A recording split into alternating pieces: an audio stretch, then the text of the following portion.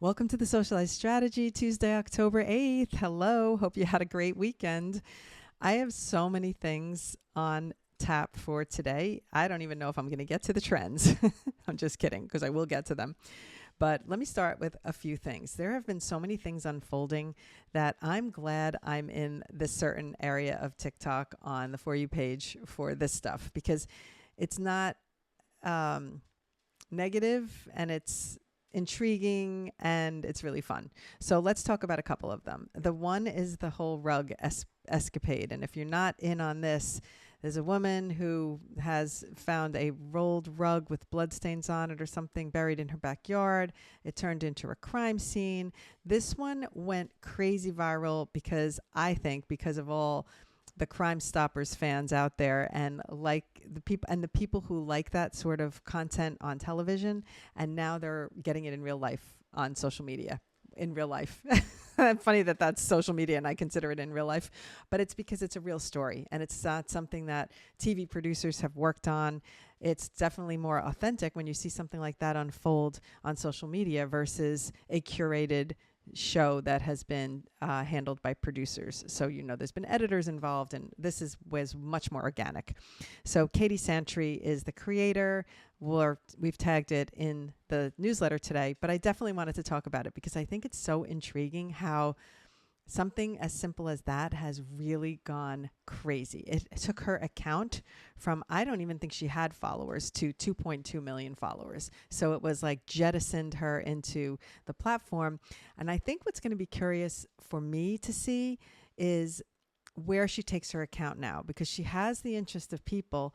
But once the story is old news, what is her account going to be about? Because it seems to be very, very heavily leaning on that, at least for now it is. And her updates are continuously about that. And her recent post, as of this date of this newsletter and this podcast, her recent post is that they are no longer considering it a crime scene. So she doesn't think there's much more happening, or maybe nothing at least crazy happening.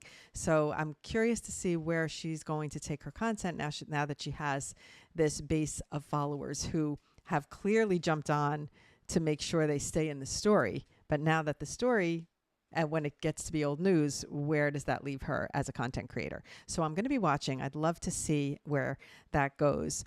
Some other things I want to just touch on is, and in a good way, in a heartfelt, warm place, I'm going to share about how Frankie Valli TikTok has been entertaining me. And there's a little bit of a backstory to this, because years ago, when there was a show on Broadway, I don't know, my husband and I went to see a show about the Four Seasons or something way back when. And then there was a Frankie Valli performance of some kind at Radio City or somewhere. Anyway, we took my father, because my parents were big, obviously Frankie Valli fans. And I thought, oh, my father's going to love this. By the way, he's 93 now. So we did this. It had to be at least when he was mobile. So it's got to be at least 7-8 years ago, maybe even more. And we went to see Frankie Valli. And back then, almost a decade ago, he was also lip syncing the whole show. And my dad was so adorable, because he was watching this and I could see how much he was loving it.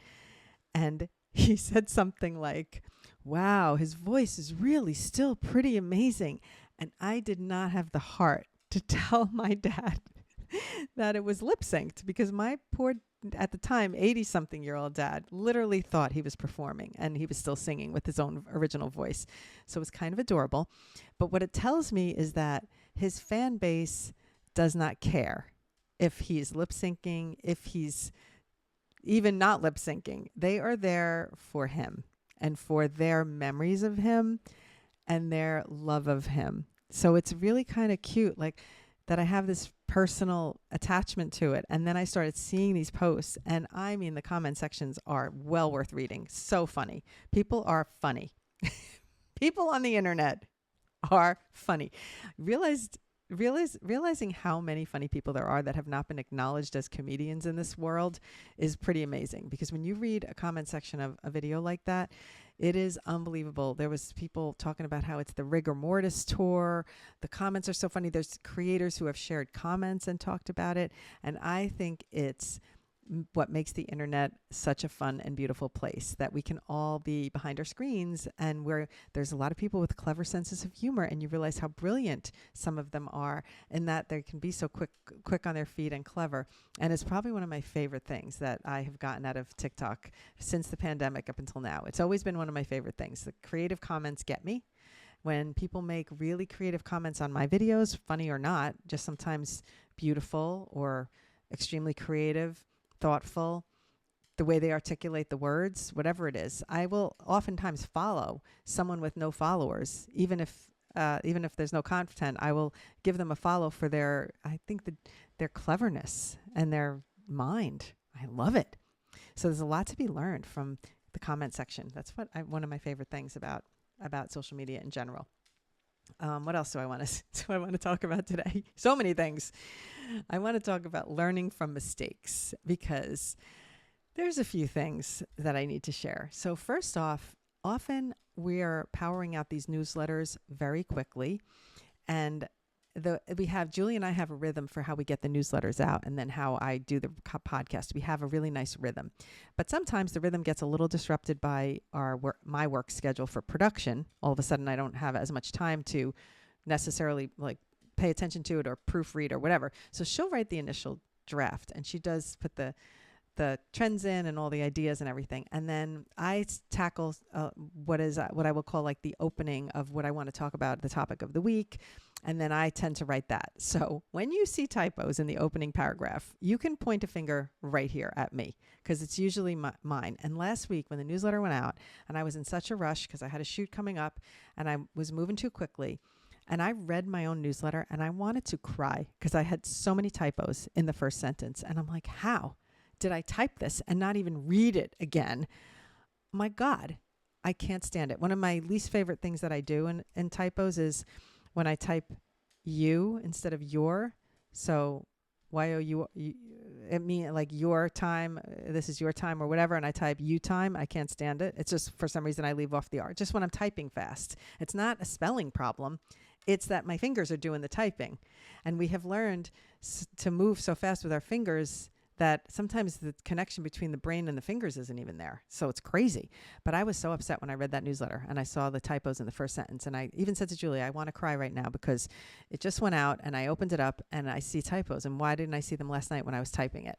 So number one, apologies if you see typos in the newsletter. We are moving quickly to get this content out, and it's so upsetting to me because as a grammar particular person, I'm always so particular about typos and proofreading. So when something comes out of my house, our company, I really hate it when it's got mistakes. So apologies in advance for that, but understand that it's part of it is the speed at which we're moving and the other things that are happening at the time. And we're just trying to get the stuff out in a timely manner. What was most interesting for me to learn from this, though, is that there are many adults living with dyslexia who have problems with spelling. And so I'm not saying that's me necessarily, although I do think when I say go left and I'm pointing to the right, I might have some moments of dyslexia, but I know that it's a thing, and spelling is a problem for people who have adults with dyslexia. And so I have good friends now who have it and who talk to me about it. And they're saying, sometimes I try to avoid the written word, and I don't, even when I use Grammarly or I proof my captions or whatever, there's always mistakes. So I'd rather do speaking than typing. And I'm like, oh, okay. So that's curious. So I think that my eyes are even open now to be more forgiving of typos. Whereas before I would immediately think, oh, this person didn't even proofread this. Like what? Now I'm trying to be a little kind to myself because maybe I didn't proofread it, even though I did probably proofread it and I just didn't notice. And other people just might have this dyslexic problem. So they can't, even with proofreading, they're not even able to find their mistakes. So let's all be more forgiving. And I'm going to be more forgiving of myself. That's the lesson for today. Okay. The second thing is that we can have technical failures and we can't blame ourselves and we can't beat ourselves up. But I'm going to share another one. Julie and I recorded our mother-daughter podcast last week. Everything was great. We were talking about a recap on our trip. It was really a fun episode. And we record with this microphone. I record with this microphone. She records with one too. And when you tap on the side here and this little red light lights up, it's a mute button. so that if you're recording and you have to cough or something, you can tap mute, cough, and nobody would hear it, unmute. So unbeknownst to me, my mute button was on the entire recording. It must have been when I took it out, and I must have touched it. In this particular podcast, I was holding the microphone. My finger probably touched it. So the whole podcast had no sound, and it was devastating. And I had to forgive myself.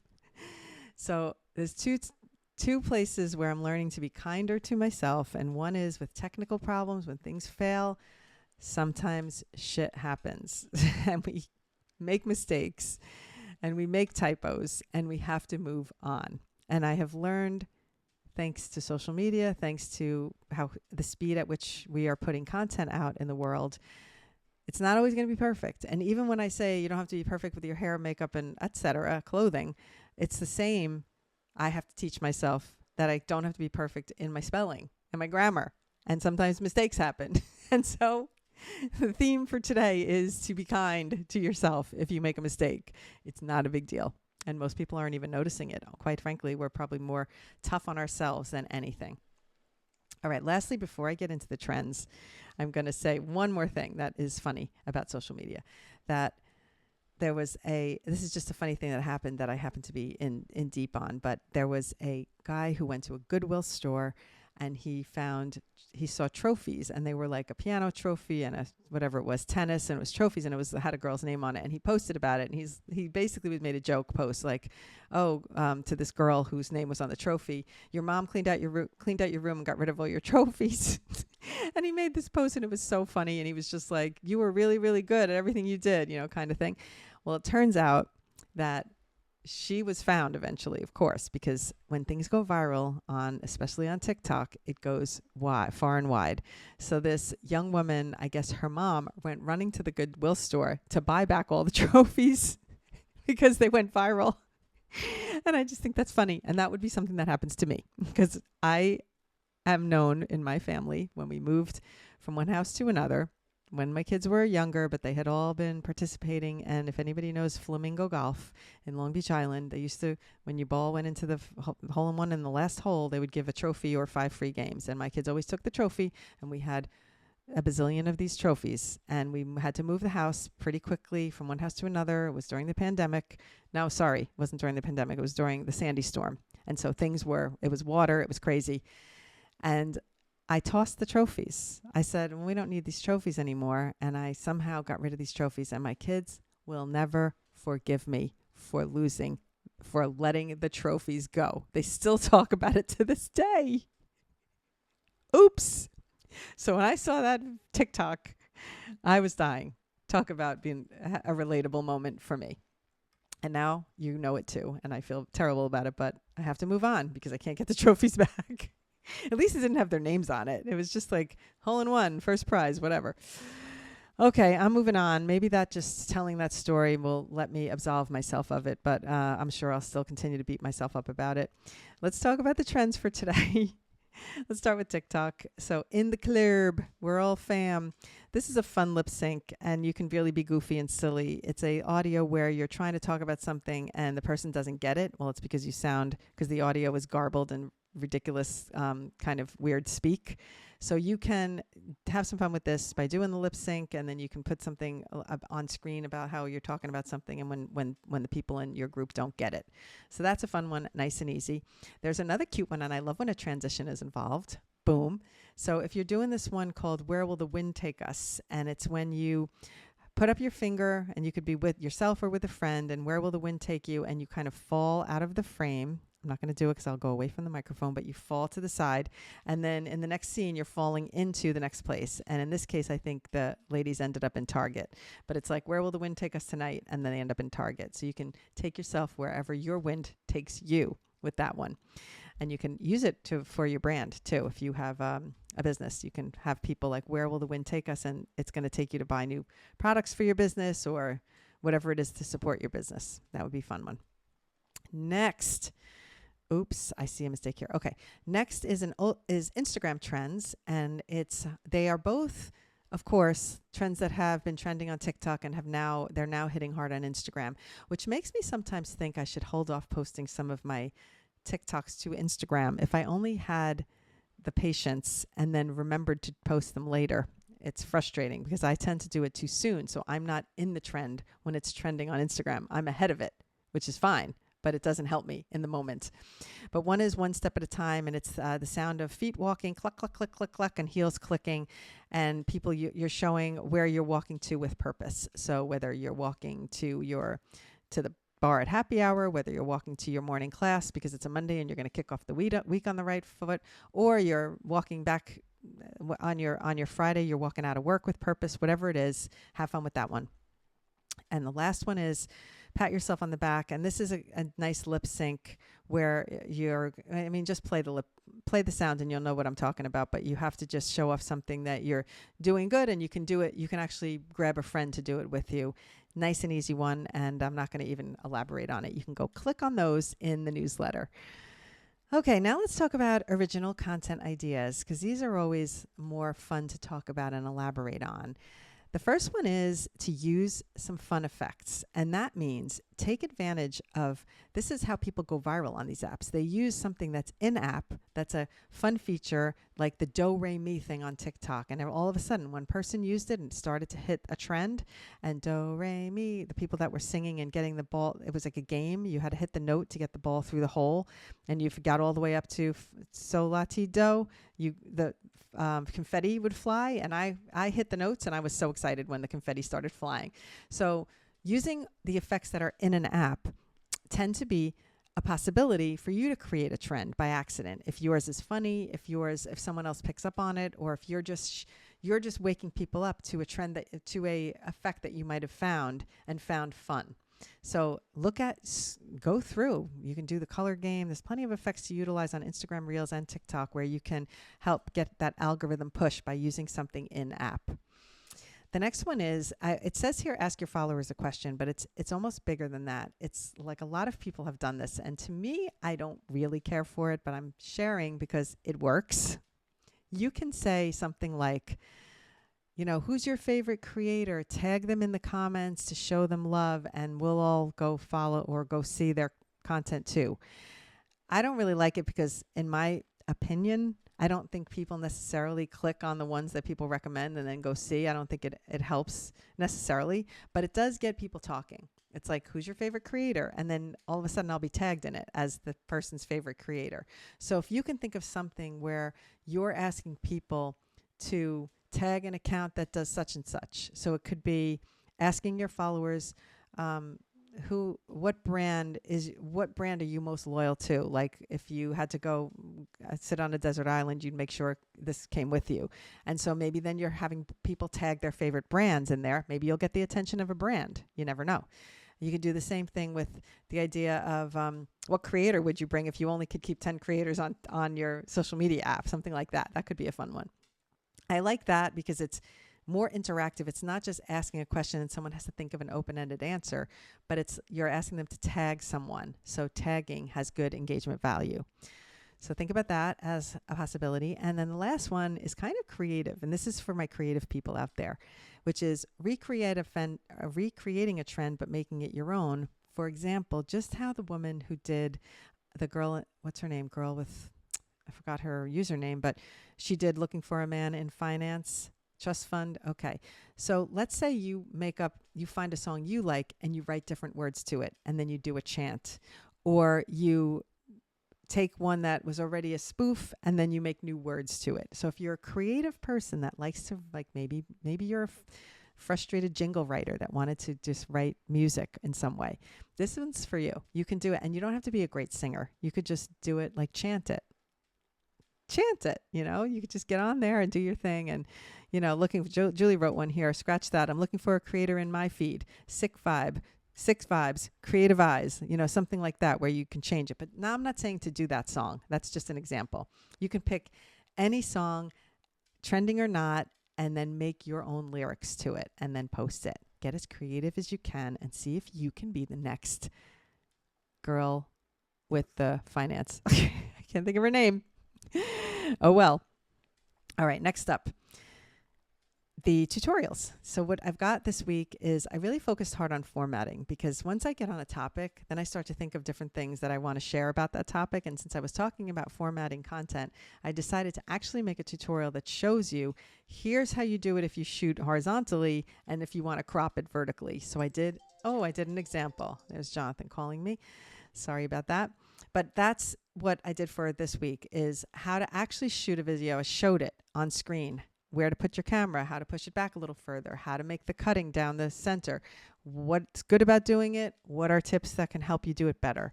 That's what this tutorial is for today.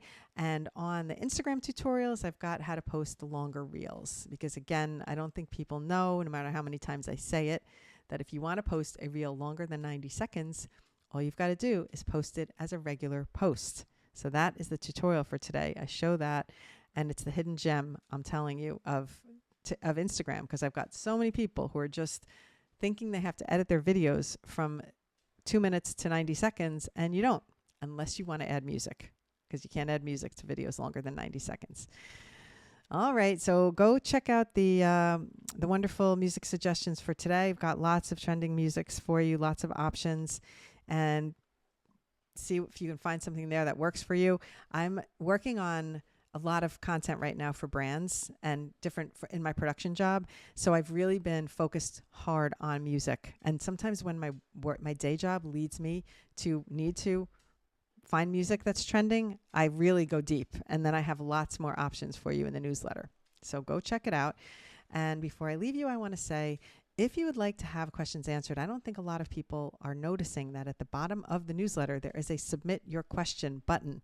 And I love to answer questions at the end of the podcast. And I often wonder if the people who ask the questions are even listening to the podcast to hear the answers. I hope so.